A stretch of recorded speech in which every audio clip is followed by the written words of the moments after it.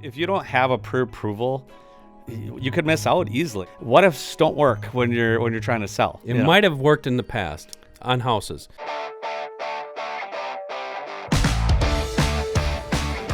Thought we'd see some deer, and we saw some deer, but it shuts it down. Wind will shut down deer. We say you hunt out west, it's windy all the time, deer are gonna move. Yes, they do, but we just didn't see quite the buck that we wanted to take on that sit.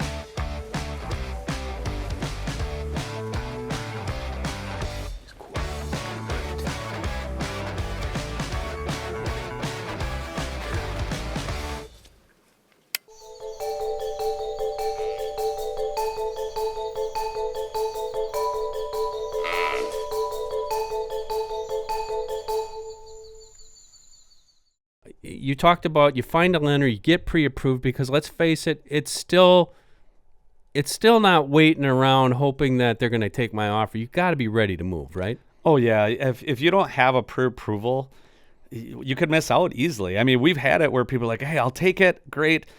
We talked to the seller, we're going to have an offer for you. In the meantime, another offer came through with their pre-approval already set, everything's set up, and the seller didn't want to wait around for a what if. So what ifs don't work when you're trying to sell. It might have worked in the past on houses. Right. I remember we're going back to those days when I said $1,000 an acre land. That was back when $200,000 for a house was like, oh my gosh. Right. And those houses just sat and sat and sat. Maybe back then you could have diddled around and took an extra month to get your approvals, but that's no longer the case. That is not the case. Like in a down market, sellers will do land contracts. They'll do things because they can't get rid of it. But in a up market like we've been, in a record market like we've been, those just don't exist. And you're not going to see that. And you're still not seeing that right now. It's like it needs to be written, or it's if it's verbal, it doesn't count. I've had a lot of people say, oh, I had a verbal agreement. Well, it never ends well. Let's talk about that land contract for a second, because that's interesting. We know that's basically seller financing, right?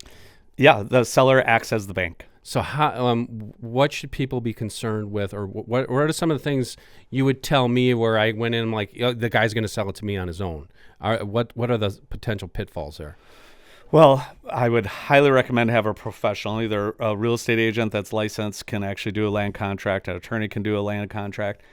You would want it, recognized by the county so that there's a record of it. But just on a piece of napkin isn't going to probably go very far. So a land contract can be beneficial to some parties for tax reasons. Again, I would check with an accountant. That's why I have an accountant, is to check on those things. But sometimes it's beneficial for a seller because they're not getting all their money up front. So for capital gains and stuff like that. So sometimes you can get a seller that wants to do that. But a lot of times the sellers just want their money now. They've owned it long enough. They're not worried about the capital gains or whatnot, and they just want their money. So they're not going to look at a land contract. They're going to look at for somebody that's either paying cash or financing, and they're getting their money in 30 days or 45 days or whatever it is. So land contracts right now probably will start coming back a little bit because some of these properties will start sitting on the market, and I'm not talking like a week. They'll start sitting on the market for 2 months, 4 months, 6 months. And that's a good way for a buyer to be able to possibly buy it. Here's the nice thing about a land contract versus going to the bank. A lot of times they'll take less money down, right? So instead of having to have that 20% down, they'll go like, hey, I'll do 5% down or 10% down. So there are some options for that. I'll see that a lot on big chunks sometimes, like some massive chunks where nobody's coming up with the money. So they're like, I'll do a land contract. Or those hard to sell properties, maybe it's pure swamp, maybe it's not a lot of trees. Those are the properties that you'll see a land contract when the market is more down, which over the next year or two, you'll probably start seeing more land contracts. Okay, that's very interesting. Good thing to know. Deer and Deer Hunting Properties is brought to you by Spy Point Trail Cameras.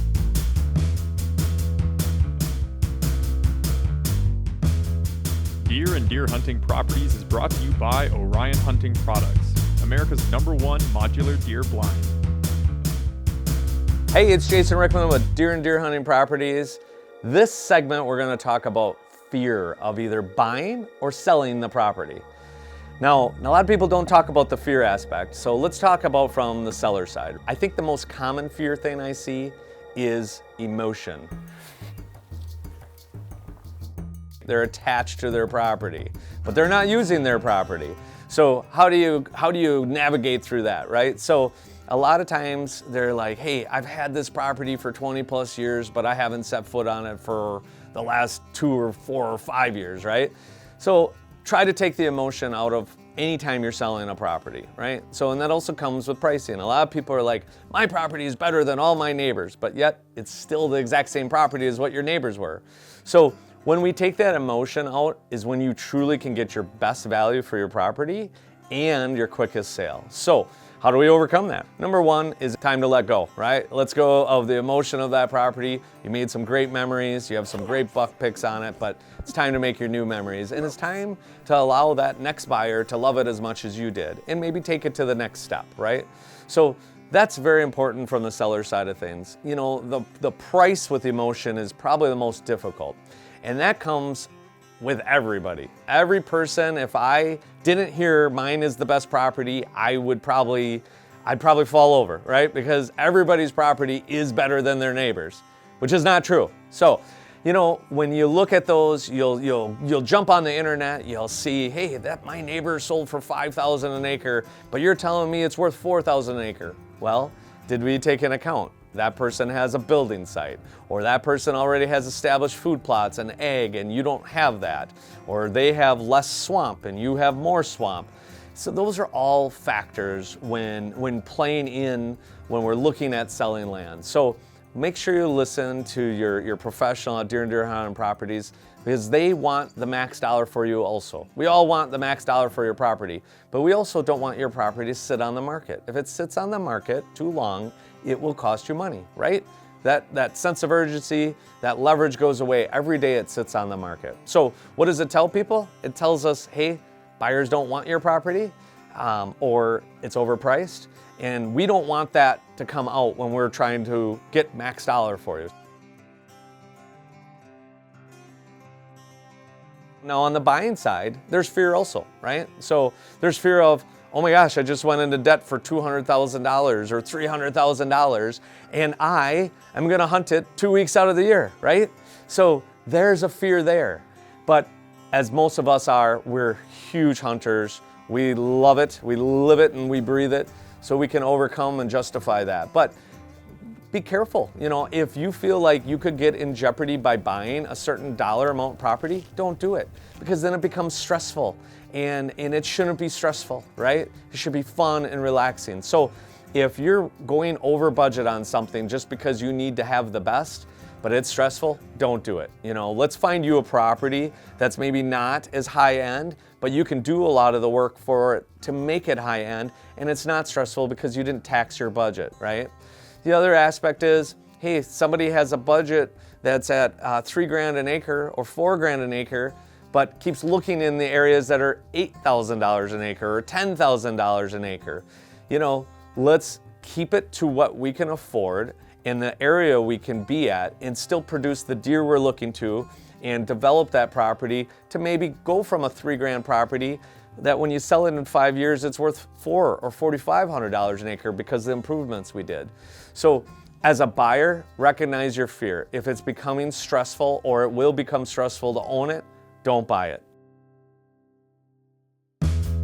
Deer and Deer Hunting Properties is brought to you by DDH Outdoors.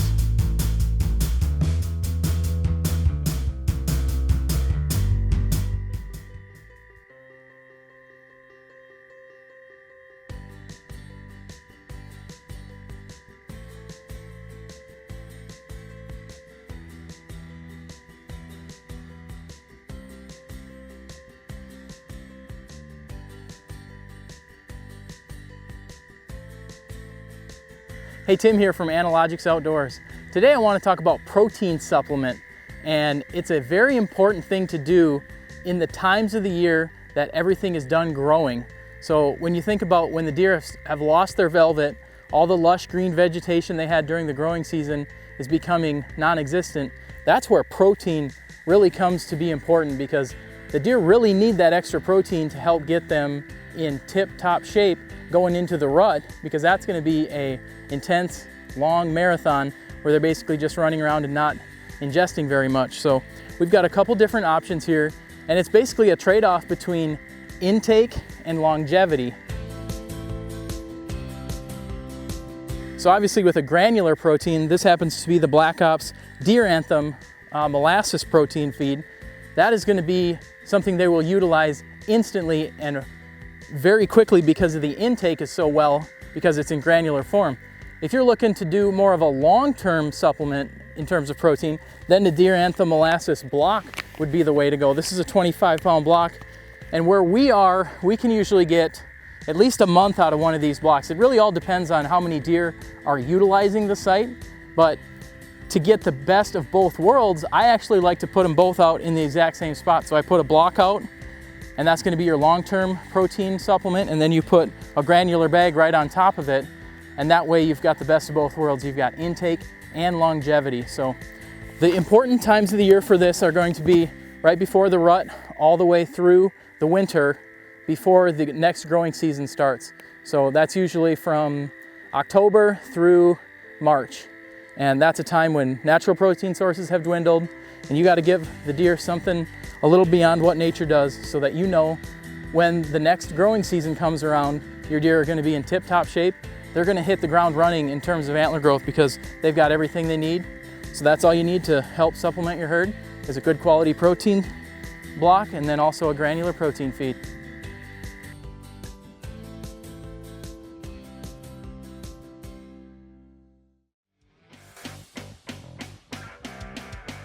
So our destination was Goose Creek Outfitters near Ellesmere, Nebraska. Don't try to Google it because it doesn't even show up on the map.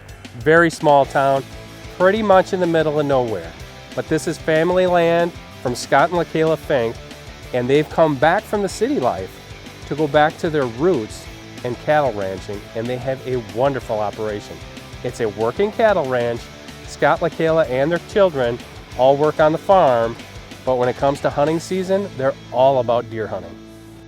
First sit, we go out, we're in a ground blind. I mean, it's rattling windy. I mean, the windows are flapping, grass is swaying really bad in front of us. I thought we'd see some deer, and we saw some deer, but it shuts it down. You know, wind will shut down deer. You know, we say you hunt out west, it's windy all the time, deer are gonna move. Yes, they do, but we just didn't see quite the buck that we wanted to take on that sit. And that next morning, although we were in an enclosed blind, it was super cold. I mean, I had rubber boots on, my gloves weren't quite up to par, and that's a good tip. Make sure you bring warm gloves. And I just kind of notched forward on my chair and I look, oh my gosh, here comes a buck.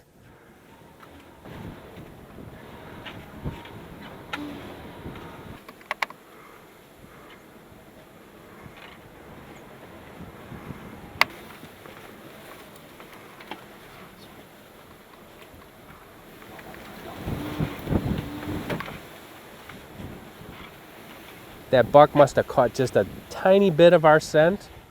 He turned and he went the other way. That's the rut. You never know when it's going to happen. Deer and Deer Hunting Properties is brought to you by the all-new Feed Hub by Moultrie Mobile.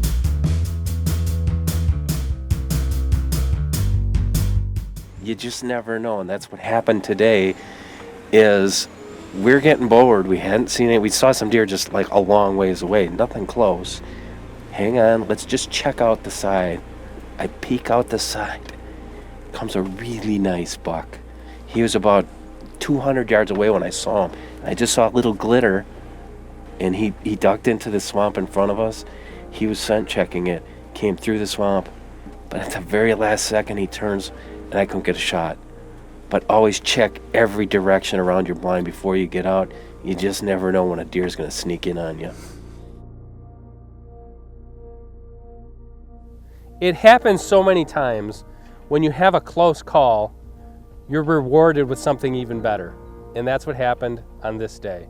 That morning, really low. I mean, really low. Didn't get that buck. Really wanted that buck. Scott said, you know, just hang tight. I got another spot. It's a little drive. It's about 20 miles down the road. Well, we're driving in there, and sure enough, deer are just running all over the place. It's in the middle of the afternoon. I'm like, did we scare them all away? He said, no, there's so many deer down in that cottonwood bottom.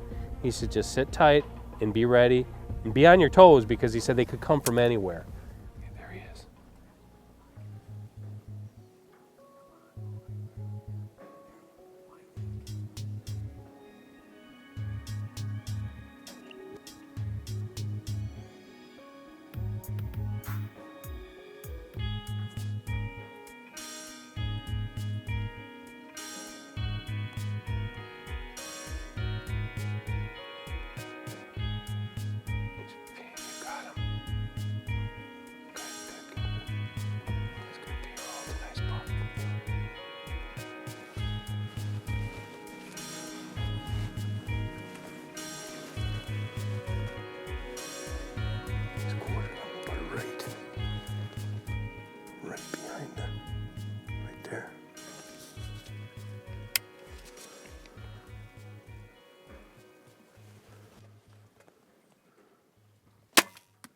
Got him. I got him. Stay on him.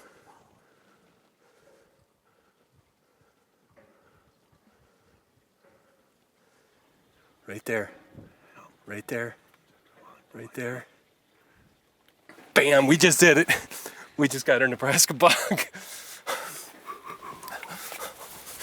Pins and needles. I say it all the time, it happens just like that. We are covered up in deer. It's the rut, and you never know what's gonna happen. We've been sitting here, we have deer just pouring out of this river bottom. Oh my gosh, look at this. Yes, look at that. Oh, he's beautiful. He is beautiful. Look at that. 2, 3, 4, 5. He's a 10. He's a 10. You know, we were watching a 10, and he walked out of our lives. And what did the good Lord bring us? Another 10-pointer. And that one we didn't get a chance at this morning, that's why we didn't get that shot. What a dandy buck. Look at that.